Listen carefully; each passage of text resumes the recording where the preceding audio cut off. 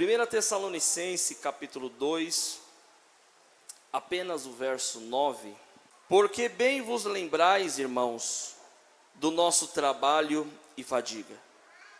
Pois trabalhando noite e dia, para não sermos, vamos lá de novo, para não sermos pesados a nenhum de vos, vos pregamos o evangelho de Deus. Você sabia que o Senhor conta contigo? Você tem essa convicção que Deus conta contigo? Por que eu pergunto isso? Porque quando nós temos essa convicção, nós fazemos até o impossível, lutamos para fazer o impossível, para agradar aquele que confiou em nós alguma coisa. Tem sentimento no teu coração, irmã? Tem, irmão? Tem sentimento? O pastor está lá, irmão, conto contigo. Aí o pastor fala assim, irmã, espero algo de você vir no culto, que você possa desenvolver, fazer alguma coisa na obra. Quando alguém fala isso para mim, meu Deus do céu, eu fico preocupado. Porque eu sei que quando o meu pastor pede, quando o meu pastor fala, não é ele, é o Senhor pedindo alguma coisa para nós. Deus chamou o homem para trabalhar. Deus não nos chamou para ficar desocupado. Me aponta na Bíblia, de Gênesis a Apocalipse, alguém que foi escolhido por Deus, que estava desocupado, que não tinha nada para fazer. Tem alguém aí na sua Bíblia? Porque na minha não tem. Não tem, não. Pessoas com defeito, a maioria tinha. Pessoas em que ninguém dava nada, muitos tinham. Mas só que o Senhor não olhou para os defeitos e nem para as falhas, mas Ele viu que você podia ser amanhã o que você é hoje na presença do Senhor. O Senhor coloca Adão no jardim, antes da queda ali, só que o Senhor coloca Adão para trabalhar. Quer ver? Gênesis capítulo 2, e o verso 15... Gênesis 2,15 vai dizer o seguinte: e tomou o Senhor Deus o homem e pôs no jardim do Éden, olha só, para lavrar e guardar. Então o Senhor cria o homem à sua imagem e semelhança, mas o próprio Jesus vai dizer assim, ó, o meu pai trabalha até hoje e eu também. Se o Deus que nos criou trabalha dia e noite, por que você acha que você tem motivo para descansar e deixar a obra do Senhor de qualquer maneira? Como é que você pode passar na cabeça de um obreiro da igreja, que sentar no banco e ficar lá esperando o tempo passar, é o que Deus tem para você? Nina, não, Deus conta contigo para esta peleja. Deus espera que você se posicione, porque é necessário se posicionar para que Ele faça alguma coisa por nós. Deus conta com soldados valentes para fazer a obra dEle nos dias atuais. Ainda no livro de Gênesis, capítulo 1, verso 29, diz assim, ó, e disse Deus, eis que vos tenho dado toda a erva que se tem semente, que está sobre a face de toda a terra, e toda árvore em que há fruto que dê semente, servos-lá para mantimento. Então o que o Senhor está falando aqui? Adão, você vai lavrar a terra, você vai cultivar, você vai preparar a terra. E tem mais, não é só preparar, não é só lançar a semente, você tem que guardar essa terra. O Senhor está dizendo o seguinte, eu estou lavrando o teu coração, essa chama que arde no teu coração para você fazer alguma coisa na obra, na igreja do Senhor, não vem do homem, não parte do homem, mas vem do trono de Deus para você fazer alguma coisa. Aí o Senhor está dizendo o seguinte, ó, esse desejo que você tem de cantar, de melhorar, de se santificar, como nós ouvimos aqui, irmão, isso não provém do homem, isso vem ao Espírito Santo, colocando lenha no meu e no teu coração, para que nós buscamos uma melhoria contínua diante do Senhor. Aí ele está dizendo o seguinte, ó, tem árvores, eu vou dar para esse jardim, árvores, que terão bons frutos, mas também terão o quê? Sementes. O que eu vejo com isso? Esse jardim do Éden é a igreja do Senhor. E o Senhor plantou árvores aqui. E Ele espera de ti que você dê fruto através da semente que Ele plantou no teu coração. Quem tem a semente da palavra? Quem tem a semente da vocação do Senhor na sua vida? É isso aí. Só que tem um porém. Ainda no livro de Gênesis, capítulo 1, o verso 11, vai dizer o seguinte: e disse Deus, produza a terra erva verde, erva que dê semente, árvores frutíferas, que dê fruto segundo a sua espécie, cuja semente está nela sobre a terra. E assim foi. O Senhor agora coloca no jardim, Ele não coloca uma árvore com o mesmo fruto. A árvore vamos usar aqui um exemplo da laranja.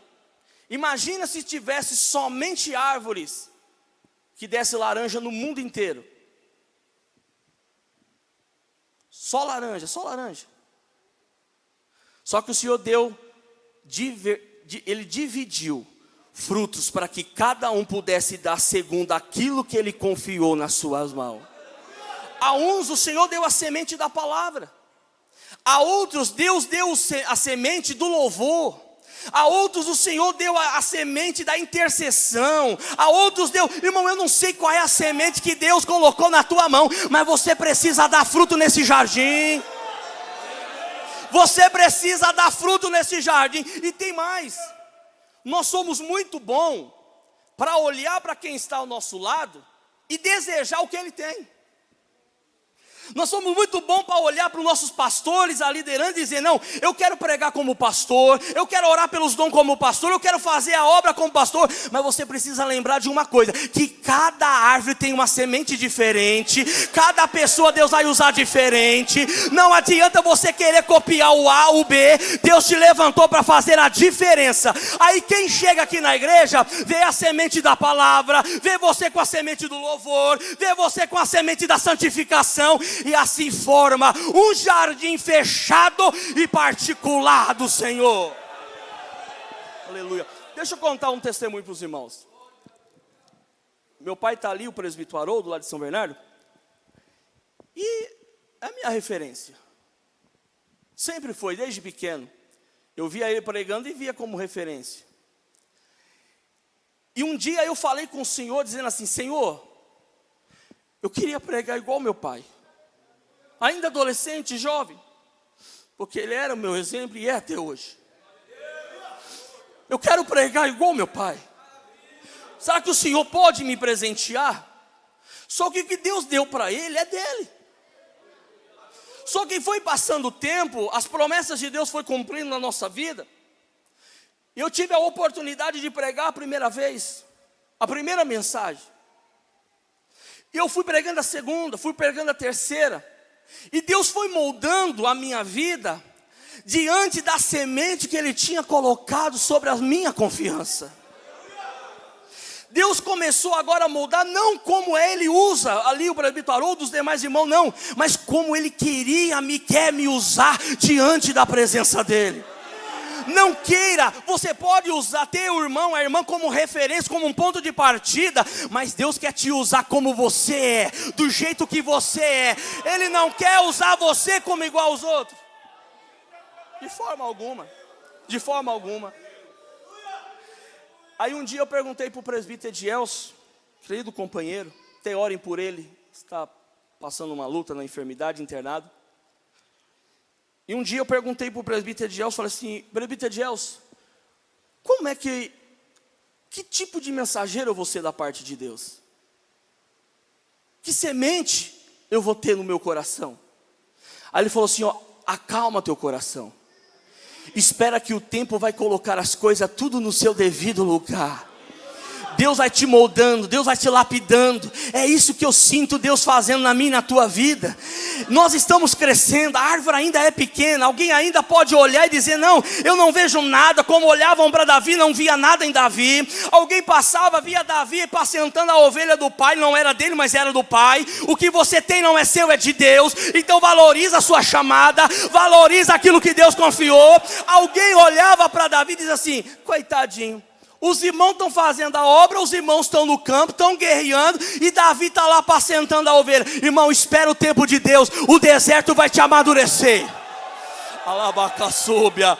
O deserto está te preparando. Só que as pessoas pensam o seguinte, que por nós estarmos muitas das vezes no anonimato, quietinho, é que não tem chamada, engano seu. Davi estava quietinho, Davi era desprezado, Davi não tinha nem assento na mesa da família. Mas só que quando Davi teve a oportunidade de abrir a boca, direcionado por Deus, diante de Saul, ele começou a contar as experiências que ele tinha nos bastidores.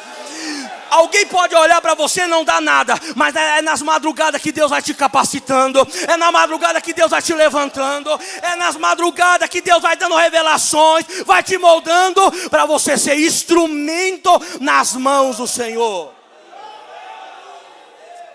Tudo bem? Você lembra de Marcos 8:22? Não precisa abrir não, para nós ganharmos tempo. O homem estava cego. Quando ele chega lá, Jesus agora abre, coloca as mãos para abrir a visão daquele cego.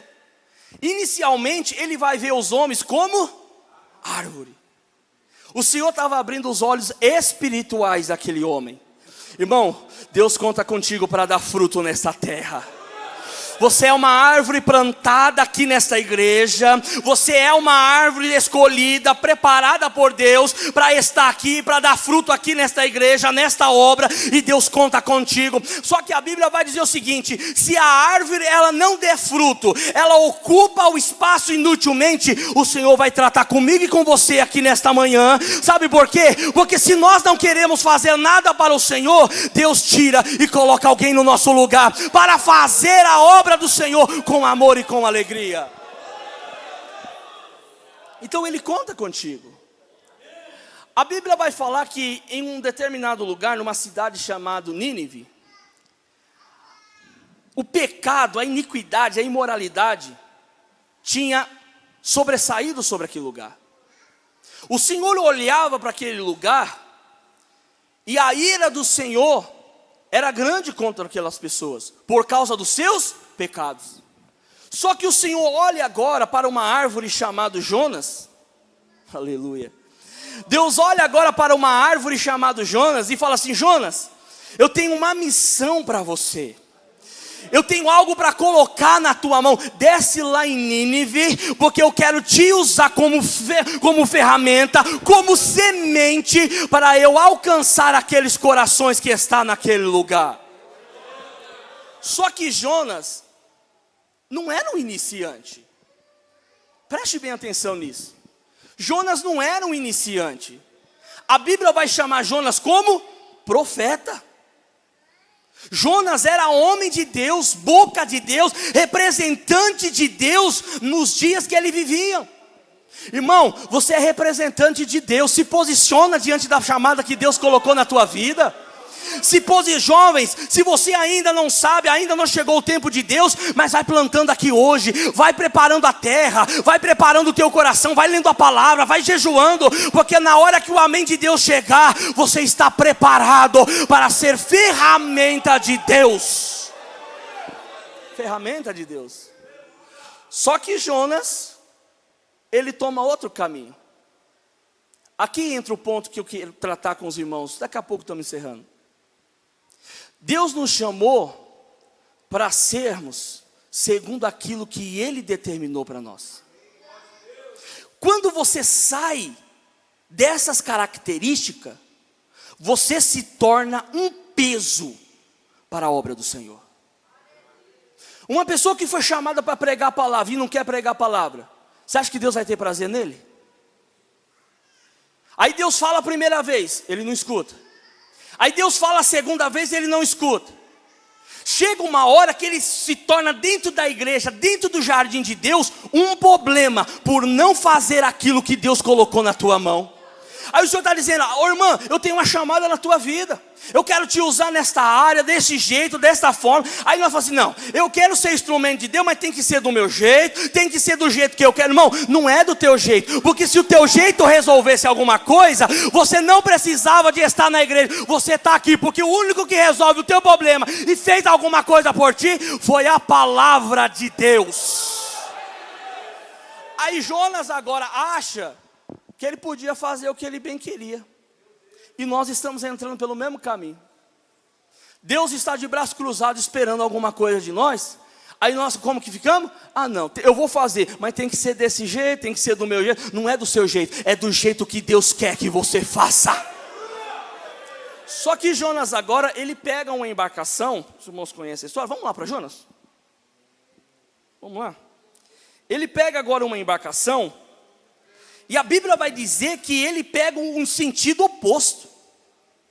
Deus mandou ele ir para a direita, ele foi para a esquerda. Para um lugar totalmente que não era a vontade do Senhor. Só que tem um porém. Quando nós nos tornamos pesado ao Senhor, quando nós nos tornamos pesado aos céus, você pode ter certeza que aqui embaixo a consequência da nossa desobediência, ela vem nos acompanhar. Quem já teve essa experiência? De você dizer um não para o Senhor e as coisas começarem a sair do controle. A vida financeira parece que você perde o controle. Aquilo que estava certo, estava no caminho para dar certo, está do jeito que você queria, perdeu a direção. A tempestade vem, as lutas batem na porta. Sabe por quê? Porque você não está na posição que Deus quer que você esteja. Mas quando nós nos posicionamos, Deus abre uma porta e prospera aquilo que Deus colocou na tua mão. Tudo bem? Olha o verso 4, Jonas capítulo 1, verso 4. Mas o Senhor mandou ao mar um grande vento, e fez-se no mar uma forte tempestade, e o navio estava a ponto de quebrar-se. Segura um pouquinho. Aqui Jonas entra no barco. Deus havia falado com quem? Com Jonas. Só que ele entra no barco e parte para uma direção que não era a vontade de Deus. Só que as pessoas que estavam no barco com Jonas, não tinha nada a ver com a história. Não tinha. E eles estão agora no mesmo barco. Irmão, deixa eu falar isso aqui para você. Tome muito cuidado com quem você anda, com quem está à sua volta. Porque se essa pessoa não tem nada de Deus, Deus vai começar a olhar para você com olhares diferentes. Agora, se você tem uma chamada, e muitas das vezes não se posiciona, faz o que você quer, as pessoas que estão à nossa volta começam a sofrer as consequências por causa da nossa desobediência. Jonas está no barco como se nada tivesse acontecendo. Aí ele dá uma olhadinha para o céu agora, pastor Zé Maria, e o céu começa a fechar. A tempestade começa a vir. Só que ele não se posiciona. Ele não toma uma posição diante do Senhor. E a palavra do Senhor vai dizer que agora uma grande tempestade inicia aonde eles estavam. A embarcação vai para um lado, a embarcação vai para o outro. Quantas das vezes nós passamos luta que não era para nós passarmos. Nós passamos muitas das vezes guerra que não era para nós entrarmos, por não fazer a vontade soberana de Deus. Mas nesta manhã o Senhor fala conosco. Não é uma mensagem simples, sim, mas Ele quer evitar que você tenha danos na tua vida, que você tenha prejuízo na tua vida por não fazer a vontade do Senhor. Jonas se tornou um peso. Olha o verso 4. Já lemos o verso 5. Então temeram os marinheiros e clamava cada um ao seu Deus. Olha só. E começou o mar, e lançaram ao mar as suas cargas, que estava no navio para o aliviarem o seu peso. Quando eles olham que a embarcação já estava pronta a quebrar, eles começam a sentir o peso no navio. o mais interessante, quem estava do lado sentiu, mas Jonas não sentiu. Quem devia sentir, quem devia ser incomodado pelo Espírito de Deus, por não estar no querer de Deus, estava agindo naturalmente, como se nada tivesse acontecendo. Você já viu aquelas pessoas que estão na igreja, ele tem chamada de Deus, ele tem ferramenta de Deus, ele tem alguma coisa de Deus, alguém olha para ele e fala assim: eu vejo Deus na tua vida, eu vejo Deus na sua fala, eu vejo Deus no seu andar, mas ele não se posiciona. Irmão, cuidado, Jonas, se tiver Jonas aqui nesta manhã, Deus vai tratar conosco, para que nós se posicionemos diante da presença do Senhor. Aí eles começam a jogar agora as cargas, começam a lançar fora, para aliviar o peso. Irmão, tira tudo aquilo que não agrada ao Senhor. O que é que está ocupando o lugar no navio, no teu coração? É o dinheiro? Deixa o dinheiro um pouco de lado, deixa a casa um pouco de lado, deixa o carro um pouquinho de lado, deixa a tua vontade um pouquinho de lado, e entra na presença do Senhor, para que Deus possa fazer alguma coisa pela tua vida. Se tornaram pesado. Só que a Bíblia vai falar de uma outra tempestade. Um certo dia, os discípulos estavam com Jesus. Aí Jesus chega para eles e fala o seguinte: ó, entram todos no barco e vamos atravessar para o outro lado. Tudo bem. Só que agora esses discípulos entraram no barco, não em desobediência como Jonas, mas eles entraram e estavam partindo para o outro lado na vontade de Jesus, segundo o querer do Senhor. Tudo bem, eles entram no barco, e Jesus agora ele vai dormir, Jesus agora ele vai descansar. E a palavra do Senhor vai dizer que agora no meio do mar, começa também uma tempestade. Começa também uma tempestade. Só que eu vejo aqui, que quando você prossegue a leitura, do outro lado aonde eles estavam chegando, onde eles estavam caminhando, tinha algo da parte de Deus para eles fazer naquele lugar. Do outro lado em Gadara, havia homens que estavam aprisionados pelo diabo, homens que ainda não tiveram um encontro com o Senhor, esperando só uma oportunidade da semente que estava no coração deles, para eles serem libertos da opressão do diabo. Só que eu falei para vocês que Jonas foi preso ao quê? Aos céus por desobedecer. Só que na contrapartida, eles agora se tornam peso, não para os céus, mas se tornam peso para o inferno e para as trevas. Por quê? Porque tinha vidas do outro lado que estavam precisando ouvir a palavra do Senhor. Irmão, deixa eu falar um negócio para você aqui. Tempestade você vai ter em toda a sua vida, em todo o seu ministério, mas só que tem um porém. Tem tempestade que ele vem porque você tem sido peso para os céus, e outra porque você tem sido peso ao inferno. Mas seja qual for a tempestade, se Deus estiver no teu barco, pode até estar dormindo, você não ouvindo a voz dele, mas ele te ajuda e segura na tua mão, e você não vai naufragar dessa tempestade. Não vai. Você não vai. E os discípulos agora tentam fazer a vontade, controlar a situação, e eles não conseguem. Aí eles acordam Jesus. O bom de você estar na vontade de Jesus é porque qualquer luta que se manifestar, você pode descansar que no tempo certo ele levanta e acalma a tempestade. Tudo bem? E eles chegam agora do outro lado. Os irmãos conhecem a história. E a obra do Senhor é feita. Por que eu ilustrei essas duas histórias? Porque Paulo, onde eu li com vocês, vai dizer o seguinte: irmãos, eu não fui pesado para vocês. Quer ver? Vamos lá? Volta lá em Tessalonicenses.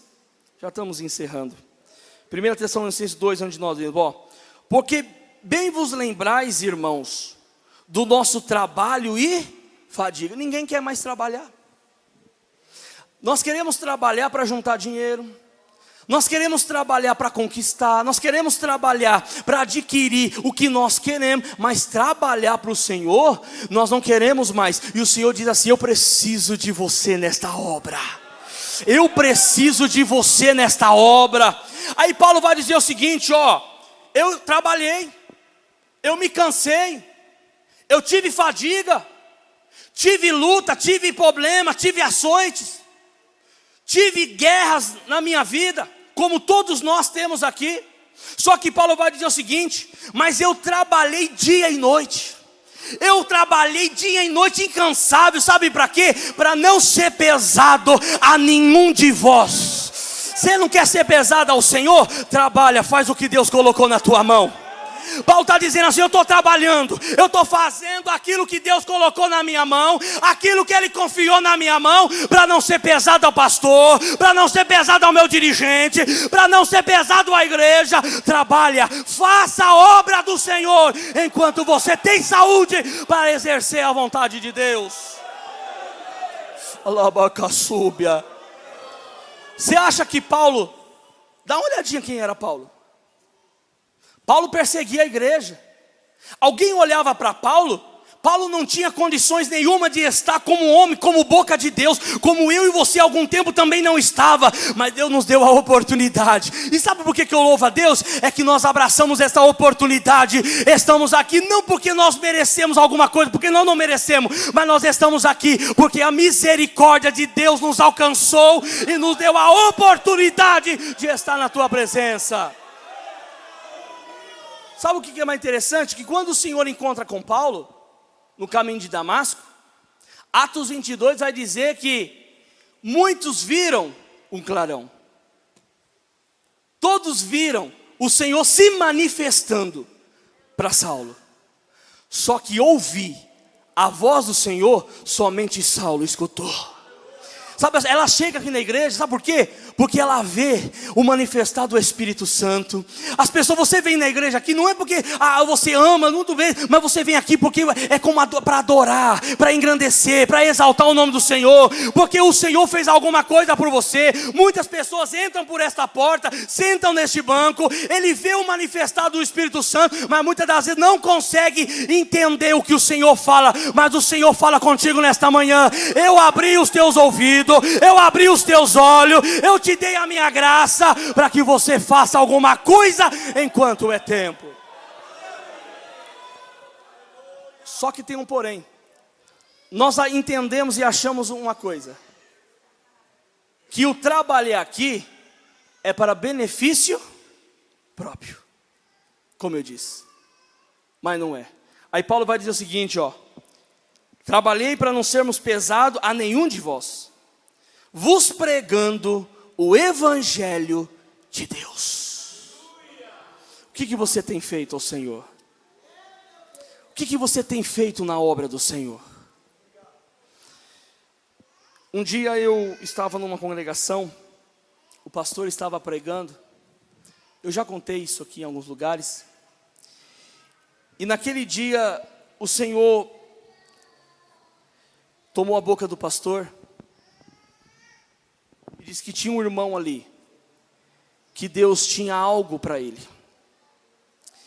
E ele diz assim: se você se colocar na brecha e se dedicar dia e noite em fazer a vontade do Senhor, Deus vai te alcançar e Ele vai cuidar de ti em todos os detalhes.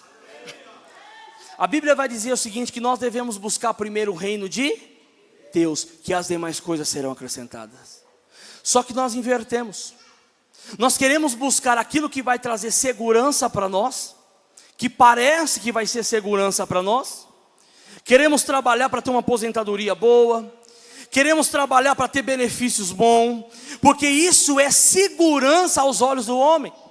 Só que a verdadeira segurança, aquilo que vai te guiar, aquilo que vai prover tudo o que você precisa, aquilo que vai te ajudar no momento mais difícil, nós deixamos como segundo plano. Mas o Senhor fala: buscai primeiro o reino de Deus, que as demais coisas eu acrescento na tua vida, eu preparo para ti. E naquele dia que o Senhor falara comigo, eu propus no meu coração, com lágrimas, com lutas, muitas das vezes com as condições financeiras não muito agradável, mas eu coloquei o propósito de Deus acima de todas as coisas. Me arrependo? Não, porque eu tenho visto a cada dia mais a mão de Deus se manifestando sobre a minha casa. que eu quero dizer para vocês para encerrar aqui agora? Que vale a pena você investir no reino de Deus. Nós investimos em tantas moedas por aí, não é assim? Investimos em tantas moedas, investimos em tantos recursos, bolsas de valores e assim vai. Mas naquilo que é retorno garantido, nós não investimos. Sabe por quê? Porque não traz segurança aos nossos olhos. Fazer a obra do Senhor é andar pela fé, como nós ouvimos aqui ontem o pastor Fidelis. É você olhar para um caminho totalmente fechado, sem expectativa, sem nenhuma probabilidade, mas você andar por ele confiando na voz que falou contigo. Qual era a segurança que Abraão tinha? Qual era a segurança que Abraão tinha estando numa terra cheia de idolatria? A voz do Senhor era a única segurança. Irmãos, os dias que nós estamos vivendo, nós vamos ter que andar pela fé.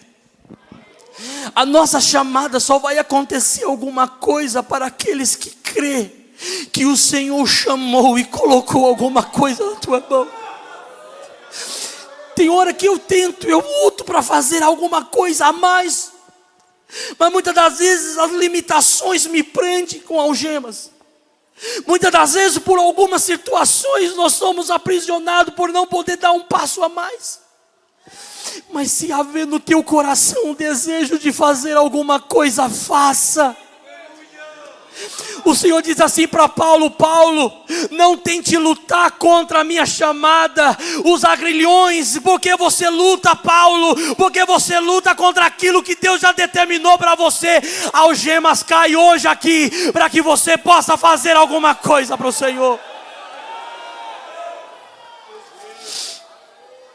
Tentei ser feliz, torcendo para time.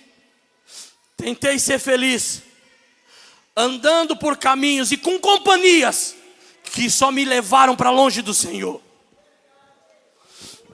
Mas no dia que eu tive a oportunidade de pregar e divulgar a semente que Deus havia colocado no meu coração, eu entendi qual era a felicidade que Deus e a alegria que o Senhor tinha para mim. Sabe por que você não é realizado? Não é porque você não fez ainda a faculdade. Não é por causa do carro que você não conquistou, que está ali para colocar no estacionamento. Não é por causa da roupa. É porque você não se encaixou ainda nos projetos de Deus. Porque quando você se encaixa na vontade de Deus, você pode não ter nada. Você pode estar somente com a roupa do teu corpo, como Jacó tinha quando saiu da casa do pai. Você pode estar somente com alguma coisa gravada aqui na mente, pode não ter nenhum recurso, mas se você tem a chama acesa no teu coração desta chamada, você tem tudo o que você precisa para fazer aquilo que Deus quer. Não preencha o vazio com coisas que não vão te encher. Se coloque de pé.